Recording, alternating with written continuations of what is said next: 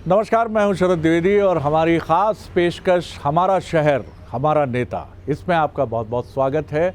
और इस पहले एपिसोड में इस ख़ास पेशकश के मैं आपको बता दूं कि ये प्रोग्राम बी और सी कैटेगरी के मध्य प्रदेश और छत्तीसगढ़ के उन शहरों के लिए हम शुरू करने जा रहे हैं जहां चाहे बात करें मध्य प्रदेश में मेन स्ट्रीम जो दो राजनीतिक दल हैं। मध्य प्रदेश की राजनीति दो ही दलों की राजनीति है, बीजेपी और कांग्रेस। कभी बीजेपी सत्ता में रहती है, कभी कांग्रेस सत्ता में रहती है।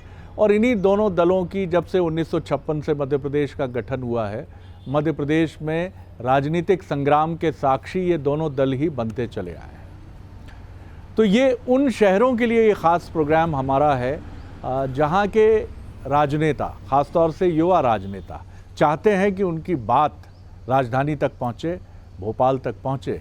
लेकिन कई बार, क्योंकि अब राजनीति का स्वरूप भी निश्चित तौर पर बड़ा तो हुआ है, लेकिन कुछ मायनों में आप कह सकते हैं कि वो संकीर्ण भी हुआ है, क्योंकि अब मसले रीजनल लेवल पर उठते हैं और वहीं ख़त्म हो जाते हैं। कई बातें जो सागर में, उज्जैन में या झाबुआ में या बड़वानी में या फिर मुरैना में घटती हैं, उनकी धमक हमें भोपाल में सुनाई नहीं देती है। और इसी तरह अगर आप छत्तीसगढ़ की बात करें, धमतरी की, कोरिया की, सरगुजा की, तो उसकी आवाज़ रायपुर में उस तरह से सुनाई नहीं देती है जैसी सुनाई दी जानी चाहिए। तो हमारी कोशिश होगी कि ऐसे युवा नेताओं का ये मंच बने जिनसे हम बात करें, उनके शहर को लेकर, उनकी राजनीति को लेकर, उनके मसलों को लेकर और उनके सपनों को भी लेकर। तो आज इस कड़ी में हमारे साथ मध्य प्रदेश के बुंदेलखंड के प्रोमिनेंट शहर सागर, जिसकी अपनी ऐतिहासिक, सांस्कृतिक और साहित्यिक बड़ी समृद्ध विरासत है, उस शहर से आने वाले कांग्रेस के युवा नेता से हम बात करेंगे जो वहाँ ज़िला ग्रामीण इकाई कांग्रेस की है, उसके कार्यवाहक अध्यक्ष हैं। इसके पहले युवक कांग्रेस से वो जुड़े रहे और इसके पहले NSUI में भी उन्होंने प्रदेश स्तर पर जिम्मेदारी संभाली है। उनके सपने हैं, उनकी राजनीति की अपनी उड़ान को लेकर उनकी दृष्टि है। और अभी वो सागर में एक बड़े मसले को लेकर भी अपनी राजनीति और अपने मसले को उठाने की कोशिश कर रहे हैं कि जो वहाँ की झील है उसमें जो सिल्टिंग की वजह से उसके अस्तित्व को एक बड़ी चुनौती है, उस पर वो निरंतर काम कर रहे हैं, आवाज़ उठा रहे हैं। तो हमारे साथ हैं राजकुमार पचौरी साहब। मैं बहुत स्वागत करता हूं आपका राजकुमार जी। पहला मेरा सवाल तो यही है, ये बताइए कि सागर में जो राजनीति करने की चुनौतियां हैं एक युवा नेता के लिए, वो किस तरह की है? सर जी, सागर में जो चुनौतियां हैं, आज के समय में एक सामान्य व्यक्ति, सामान्य परिवार से आके आपको राजनीति में उठना बहुत बड़ी समस्या है। क्योंकि आज का जो परिवेश है, इस परिवेश में राजनीति एक बिजनेस बन गई है। ठीक है। जिसमें जो भी व्यक्ति विधायक होता है, मंत्री होता है, तो वो चाहता है कि हमारा बेटा भी विधायक बने, हमारा बेटा भी मंत्री बने। ऐसी स्थिति में एक सामान्य आदमी को, जो सामान्य परिस्थितियों से आगे बढ़ता है, उसको अपनी जगह बनाना बहुत ही कठिन काम है। आप ये कहना चाह रहे हैं कि बड़ी चुनौतियां हैं एक सामान्य व्यक्ति के लिए राजनीति में अपने पैर जमाने की? जी हाँ, एक सामान्य परिवार के व्यक्ति को राजनीति में जगह जमाने के लिए छोटी जगह से, दिल्ली बम्बई जैसी जगह में आपको हो सकता है कि प्लेटफॉर्म जल्दी मिल जाए, आप कन्हैया कुमार बन जाएं या XYZ कुछ भी बन सकती है, क्योंकि मीडिया वहाँ जल्दी करती है। लेकिन आपको छोटी जगह से ऊपर तक आने में आपको अपना सब कुछ बेस्ट देना पड़ता है। और उसके बाद भी अगर आपके पास सोर्स नहीं है या आपकी प्रतिभा को दबा दिया जाता है, तो आपकी राजनीति, आप में कितने ही गुण हो, कितने ही कुछ चीज़ें हों, वहीं ख़त्म हो जाती। तो क्या मैं ये मानूं कि छोटे शहरों में राजनीति का स्वरूप आम व्यक्ति के लिए बहुत प्रोत्साहित करने वाला नहीं है? हाँ, ये आप मान सकते हैं कि बहुत ज़्यादा प्रोत्साहित नहीं होता है। पहले, आज की राजनीतिक स्थिति सामंतवादी स्थिति है। पहले जो सामंतवाद था, सामंतवाद में जो प्रथा थी, उसमें लोगों को बहुत ज़्यादा आगे नहीं बढ़ने दिया जाता था। आज हम प्रजातंत्र में हैं। प्रजातंत्र का अर्थ होता है कि हर व्यक्ति को, हर युवा को, हर आदमी को आगे बढ़ने दिया जाए। लेकिन जो लोग राजनीतिक पदों पे बरसों से बैठे हैं, 40 साल से, 20 साल से विधायक हैं, एक ही सीट पे हैं, वो उस पर अपना एकाधिकार मानने लगते हैं और वो नहीं चाहते कि यहाँ से कोई नया युवा निकल के आए। इसलिए वो कितनी भी अच्छी प्रतिभा हो उसको वहीं दबाने की कोशिश करती है। ये एक बड़ी चुनौती है जी। राजकुमार पचौरी जैसे युवा नेता जो एक बहुत सामान्य परिवार से उठकर आए हैं, आपके पिता शिक्षक हैं, माताजी भी जहाँ तक मुझे वो भी शिक्षक रहीं, और बहुत छोटे से कस्बे में बड्डा, वहाँ से पढ़ाई और फिर इंदौर आना और फिर उसके बाद फिर अपनी जड़ों की तरफ लौटना। इस पूरी प्रक्रिया में क्या मन में कभी द्वंद्व नहीं हुआ आपको कि राजनीति ही क्यों, अपना कुछ कामकाज जो आप कर रहे हैं, व्यवसाय अपना, इसी में फोकस करूं अपने को? राजनीति इतनी चुनौतीपूर्ण है और वो भी आज तो धारा के विरुद्ध की राजनीति मानी जा रही है, कांग्रेस की राजनीति की बात करें हम तो। व्यापार के साथ साथ मैं, चूँकि मेरे पिता और माताजी दोनों शिक्षक रहे, वो शिक्षक एक बहुत ही सामान्य व्यक्ति होता है। शिक्षक का जीवन राजनीतिक जीवन से बहुत अलग होता है। शिक्षक कभी एक राजनीतिक व्यक्ति से अपने जीवन को जोड़ के नहीं देखता। वो चाहता है हमारा बेटा संविदा शिक्षक बन जाए या बहुत ज़्यादा से ज़्यादा कोई ऐसी नौकरी कर ले कि 10,000 20,000 रुपये की उसको जॉब मिल जाए। तो एक बार का वाक़या है कि मेरे फादर ने एक फॉर्म ला के दिया था कि आप इस पर साइन कर दो तो आप संविदा शिक्षक बन जाओगे। उस समय संविदा शिक्षक को 500 रुपये मिलती थी। तो मैंने अपने पिताजी से कहा कि नहीं, हम संविदा शिक्षक नहीं बनेंगे, हम 500 रुपये की नौकरी नहीं करेंगे। तो जो समय द्वंद्व था बचपन का, जो देखा कि राजनीतिक लोग आगे बढ़ते हैं, राजनीति से लोगों का भला कर सकते हैं, राजनीति से आप अपना स्तर भी बढ़ा सकते हैं। राजनीति के कई प्रकार होते हैं, लोग अलग अलग सोचते हैं, लेकिन हम जिस परिवेश में थे, जो हमारी पारिवारिक स्थिति थी, उसको देखते हुए हमने जो देखा कि राजनीति एक ऐसी सीढ़ी है जिससे आप समाज के लोगों से जुड़ सकते हैं, अपना व्यापार व्यवसाय भी बढ़ा सकते हैं, लोगों की सेवा भी कर सकते हैं। और कई लोग जिनके साथ हमने राजनीति की, वो भी हमारे प्रेरणा स्रोत रहे, जिनको देख के हमने देखा कि ये बहुत नीचे तबके से थे और आज बहुत ऊंचे तबके हैं। इसी बात को लेके राजनीति में आए, राजनीति की, और जब राजनीति में आए तो हमें कांग्रेस की विचारधारा मिली और उस विचारधारा से हम इतने प्रभावित हुए कि आज जो भी विपरीत परिस्थितियां हैं उसमें हम डिगे नहीं। हम अपनी पार्टी, अपनी मातृ संस्था के प्रति समर्पित हैं और ईश्वर का हमेशा यही आशीर्वाद बना रहे कि कभी हमें डिगना भी न पड़े। प्रलोभन तो आए ही होंगे आपके पास, क्योंकि 2019 से लेकर उसके बाद का समय कांग्रेस के लिए बहुत ही किसी सुनामी से कम नहीं था।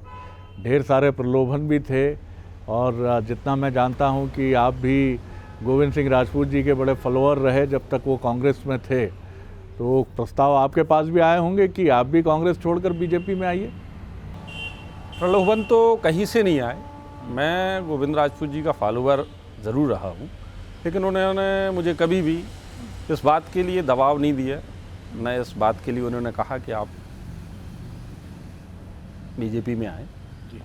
कभी उन्होंने इस तरीके की कोई बात हमसे नहीं की। हमने उनसे राजनीति सीखी, उनके साथ रहे, ये एक बात है, लेकिन हमसे उन्होंने इस तरीके की बात कभी उन्होंने हमारी स्वतंत्रता को कभी भी हनन नहीं किया। उन्होंने कहा आपकी जो विचारधारा है उस पर बने रहिए, तो मैं अपनी विचारधारा, कांग्रेस की जो विचारधारा है उस पर कायम। क्या लगता है आपको इस समय, चुनौतीपूर्ण समय में, कांग्रेस के लिए सबसे ठीक रास्ता क्या है? संघर्ष तो अपनी जगह है ही, लेकिन जिस तरह हम सुनते हैं कि राहुल गांधी जी को और अधिक आक्रामक होना चाहिए, कांग्रेस की रणनीति राष्ट्रीय स्तर पर जब तक मजबूत नहीं होगी, प्रदेशों में भी कांग्रेस मजबूत नहीं होगी, युवा और वरिष्ठ नेताओं के बीच में उचित समन्वय नहीं होगा, तो कांग्रेस ठीक से आगे नहीं बढ़ेगी। लोगों का यही सोचना होता है।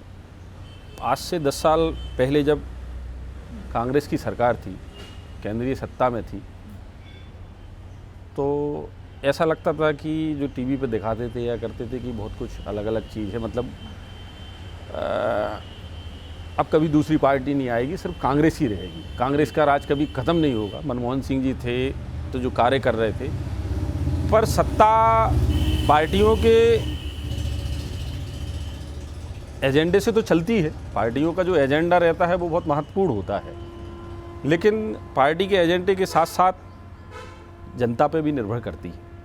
कांग्रेस का जो एजेंडा है वो अहिंसा का है, सबको साथ लेके चलने का है। हो सकता है कि लोगों के दिलों में, लोगों के मन में आज कोई संशय हो, लेकिन आने वाला समय कांग्रेस का ही होगा जो एक गंगा जमनी तहजीब को तय करेगा। और राहुल गांधी हमारे जो नेता हैं बहुत दूरदर्शी नेता हैं, उनकी जो सोच है वो बहुत आगे तक की है। हम आज नहीं तो कल सत्ता में आएंगे, वो सत्ता ही केवल हमारा उद्देश्य नहीं है, समाज में शांति और समन्वय स्थापित करना कांग्रेस का बहुत बड़ा उद्देश्य है। सागर की तरफ मैं आता हूँ, एक ऐसा शहर जिसके लिए दोनों तरह की बात है। 1950 में एक क्रांति ने आकार लिया जब डॉक्टर हरि सिंह गौर ने अपनी पूरी जमा पूंजी दान करके उसे शिक्षा का एक तीर्थ बना दिया। लेकिन बाद में कहने वालों की कमी नहीं रही कि वैसी पहल कभी सागर के लिए होती हुई नज़र नहीं आई। आज भी बड़ी बीजेपी की टॉप लीडरशिप वहाँ से आती है। डिवीज़न की अगर हम बात करें, सागर की, संभाग की बात करें, काफ़ी महत्वपूर्ण राजनेता हैं।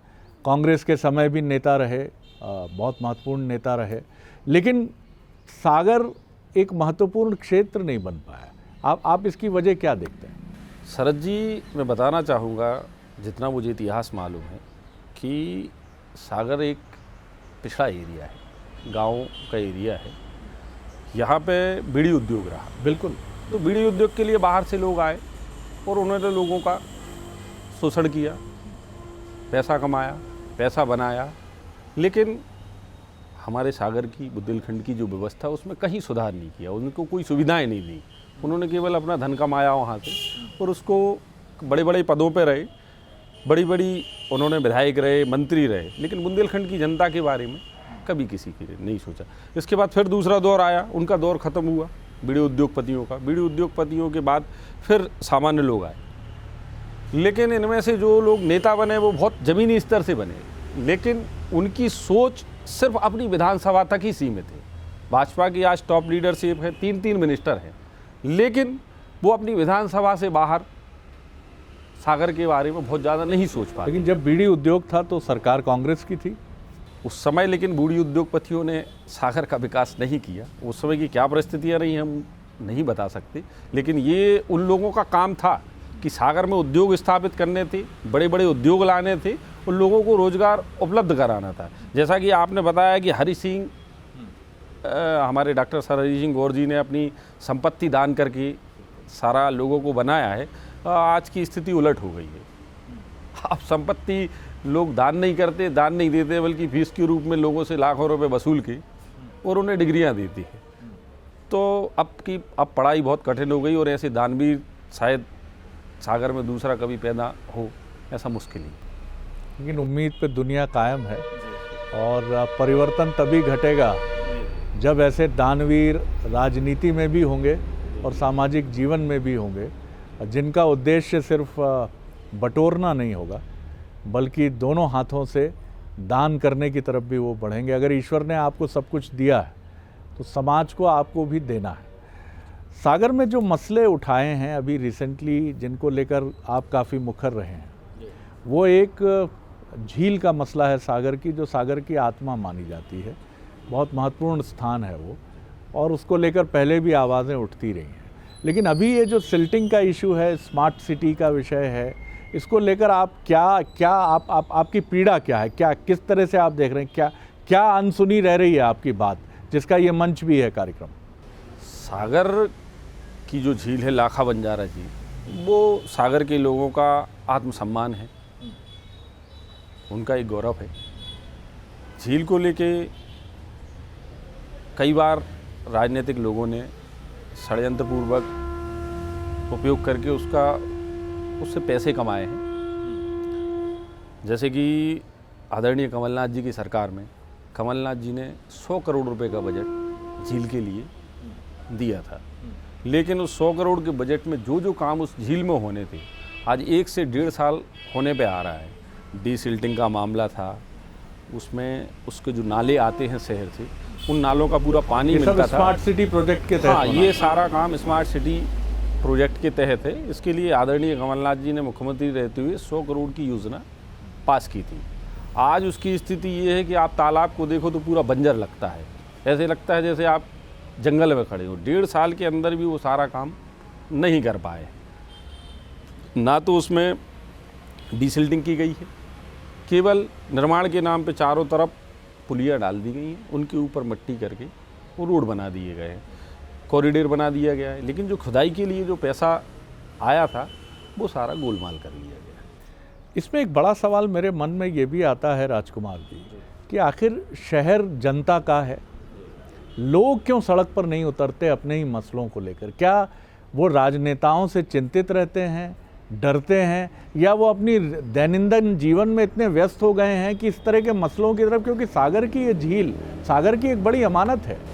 नहीं, जनता सब समझती है, जनता बहुत जागरूक है, सागर की जनता बहुत समझती है, लेकिन आज की राजनीति इतनी डरी हुई हो गई है, लोगों के लिए इतना डर रहता है, हर आदमी अपने व्यापार व्यवसाय किसी न किसी वजह से डर रहता है। आज की राजनीति में डर का एक बहुत बड़ा स्थान है, और सामान्य आदमी उस डर की वजह से खुल के नहीं आ पाता है। यही वजह है कि आम जनता अपने जीवन निर्वाह में इतना लगी रहती, वो नहीं चाहती कि हमें कोई समस्या हो। यही एक कारण है कि राजनीतिक लोग उसका फ़ायदा उठाते हैं और काम करते रहते हैं। जी, और क्या मसले आप सागर के देखते हैं जो बड़े मसले हैं, जिनको आपको लगता है कि सरकार को, प्रशासन को पूरी तवज्जो देनी चाहिए, क्योंकि अब बड़ी स्ट्रांग लीडरशिप है बीजेपी की वहाँ से, और वो ये मसले होंगे तो सागर विकास की मुख्य धारा से जुड़ेगा?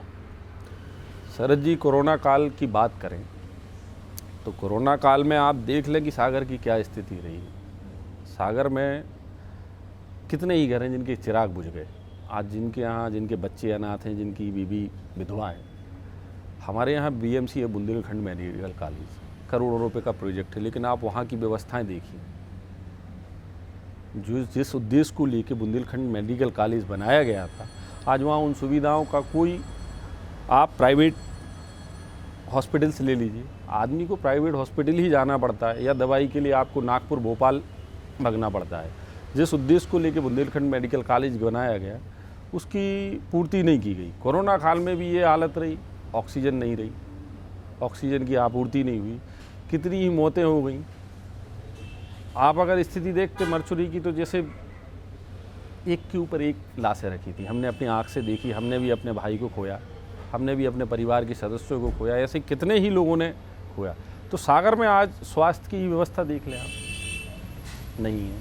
आप आज जैसे एक प्रोजेक्ट चल रहा है, टाटा का प्रोजेक्ट, आप एक दिन नई सड़क बनाते हैं, दूसरे दिन टाटा वाले आते हैं, उसको खोदते हैं और उसमें पाइपलाइन डालते हैं, पूरा शहर चीर फाड़ के बराबर कर दिया है स्मार्ट सिटी के नाम। पढ़ाई को लेके आप ले लें तो चूँकि सागर विश्वविद्यालय एक ऐसा विश्वविद्यालय थे जिससे बुंदेलखंड के लोगों को और सागर के लोगों को पढ़ाई मिलती थी, लेकिन केंद्रीय विश्वविद्यालय होने की वजह से अब एडमिशन बहुत ही कठिन हो गया है। तो आज कोई ऐसी बड़ी सरकारी संस्था नहीं है कि जिसमें बाकी लोग एडमिशन ले सकें। तो अब जो प्राइवेट लोग हैं वो अपना घर भर रहे हैं, उन्हें एडमिशन देते हैं, उनसे पैसे लेते हैं। सामान्य आदमी के लिए पढ़ाई भी बहुत कठिन हो गई है। तीसरी बात ये है कि बड़े उद्योग नहीं हैं। राजनीतिक किसी भी पार्टी से आप ले सकते हैं, किसी भी राजनीतिक व्यक्ति की इतनी बड़ी महत्वाकांक्षा नहीं कहना चाहिए कि इच्छा शक्ति नहीं रही, उसके लिए कहेंगे किसी भी व्यक्ति की इतनी बड़ी इच्छा शक्ति नहीं रही कि सागर के लिए कोई ऐसे उद्योग दें, ऐसा काम करें कि जिससे वहाँ के लोगों को रोजगार मिले। वहाँ के विधायक मंत्री सिर्फ अपनी कॉन्स्टिट्यूंसी तक सीमित रहना चाहते हैं, अपने वोटर तक सीमित रहना चाहते हैं। यही उनकी नेतागिरी, यही उनका उद्देश्य है। कंक्लूड करूंगा इस सवाल से, कमलनाथ जी एक बार फिर मोर्चे पर हैं और कांग्रेस को बड़ी उम्मीद है उनसे, और कांग्रेस का दावा भी है कि वो बेहतर प्रदर्शन करेंगे 2023 में। और कमलनाथ जी अपने पूरे दमखम के साथ मैदान में डटे हैं और पूरा उनका प्रयास है कि वो कांग्रेस को एकजुट करके बेहतर नतीजों की तरफ बढ़ें। किस तरह आप देखते हैं अब छिंदवाड़ा में उनकी पॉलिटिकल लीगेसी को उनके पुत्र नकुलनाथ संभाल रहे हैं? आरोप ये भी लगते हैं कि कमलनाथ जी के बाद नकुलनाथ जी ही कांग्रेस को देखेंगे, संभालेंगे क्या? खैर वो एक अलग बात है, राजनीति का दौर है। किस तरह आप देखते हैं कमलनाथ जी? आदरणीय कमलनाथ जी बहुत ही बुद्धिमान, मजे हुए और बहुत ही सीनियर नेता है। उनके बारे में कुछ भी कहना हमारे मुँह से बहुत बड़ी बात होगी। कमलनाथ जी ने 15 महीने की सरकार में पूरे प्रदेश की व्यवस्थाएं बदल दी थी। आप उठा के देख लें, बिजली का बिल 100 रुपये आता था। आज आप किसानों की स्थिति देखें, बिजली के बिल जिनके माफ़ कर दिए थे, कितने परेशान हैं लोग। लाइन लगी है बिजली के बिल भरने के लिए। जिनका बिल 100 रुपये आता था, उनके बिल 16,000, 36,000, 50,000। आप उन्होंने ये शादी के लिए जो चलाया था 51,000 रुपये, बीजेपी सरकार में 21,000 देते थे, कमलनाथ जी ने 51,000 किया। किसानों के लिए सबसे बड़ी बात जो थी, कमलनाथ जी ने जो सबसे बड़ा काम किया था, वो किसानों के ऋण माफ़ किए थे। उन्हें अगर और मौका मिलता तो 50,000 से अब जो नेक्स्ट लेवल पे आने वाला था, बाकी किसानों का कर्जा माफ़ हो जाता। आज आप देखिए किसानों का कर्जा कहाँ माफ़ हो रहा है। तो कमलनाथ जी की बड़ी दूरदर्शी सोच थी और उनका उद्देश्य था कि हम मध्य प्रदेश को एक ऐसे स्थान पे ले जाएंगे कि जहाँ से मध्य प्रदेश की एक नई पहचान बनेगी। लेकिन हमारा दुर्भाग्य कहिए कि आदरणीय कमलनाथ जी को लंबे समय तक सरकार नहीं चला सकी किन्हीं कारणों बस। लेकिन आने वाला वक्त जो है 2023 का, आदरणीय कमलनाथ जी फिर मुख्यमंत्री होंगे और उनकी पूरी तैयारी है, पूरी रणनीति है और उनका जो आदेश होगा हम युवा साथी पूरी तन मन से करेंगे। और एक बात आपने कहा है कि आदरणीय नकुल जी उनके बाद उनकी विरासत संभालेंगे, तो शायद आपसे अच्छा नकुल जी को कोई नहीं जानता होगा। आप तो नकुल जी के साथ कई बार गए हैं, मैं कई बार छिंदवाड़ा गया हूँ। परम आदरणीय नकुल जी की वर्किंग देखी है सुबह से, मतलब इतना सब कुछ होने के बाद उनकी वर्किंग आप सुबह 10 बजे से उठ के आप रात के 10 बजे तक देखिए। मैं कई बार रहा हूँ, कई बार छिंदवाड़ा सुबह से शाम तक रहा हूँ। तो उनकी वर्किंग एक आम आदमी की तरह है। एक एक व्यक्ति को, वो एक एक गांव से आने वाले व्यक्ति को पूरा टाइम देते हैं। किसकी क्या समस्या है, किसकी क्या समस्या नहीं है, हर एक व्यक्ति की समस्या सुलझाते हैं। कमलनाथ जी ने जो 40 साल में कॉन्स्टिट्यूंसी अपनी संसद बनाई है, उसके लिए नकुलनाथ जी परफेक्ट है। और हमने देखा है कि वो दिन रात अपनी जनता के लिए सदैव खड़े रहते हैं और हमें ऐसी आशा नहीं, पूर्ण विश्वास है कि नकुलनाथ जी ज़रूर उनका कार्यभार संभालेंगे।